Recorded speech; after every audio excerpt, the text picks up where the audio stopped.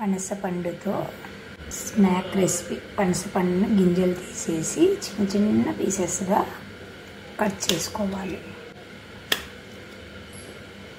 ఇలా గోధుమ పిండిని మనము పూరీలాగా రుద్దుకొని కట్ చేసుకున్న ఈ పనస తొనలను ఇలాగ పెట్టుకొని ఇలా అంచులకు నొక్కుంటే చాలా టేస్టీగా ఉండే మన పనసపండు కజ్జికాయ. పెన్నం పెట్టుకొని కొద్దిగా ఆయిల్ వేసుకున్నాను. ఈ కజ్జికాయని తీసి మనము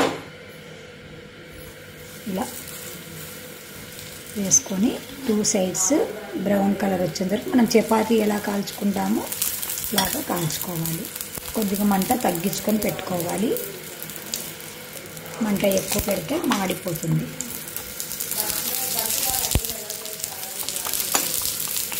అంతే అండి, ఇంకా సర్వ్ చేసుకోవడమే.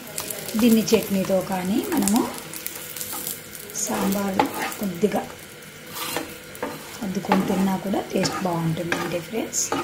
మీరు తప్పకుండా ట్రై చేసి మీకు ఎలా వచ్చిందో మాకు కామెంట్ రూపంలో తెలియచేయండి ఫ్రెండ్స్. By bye friends.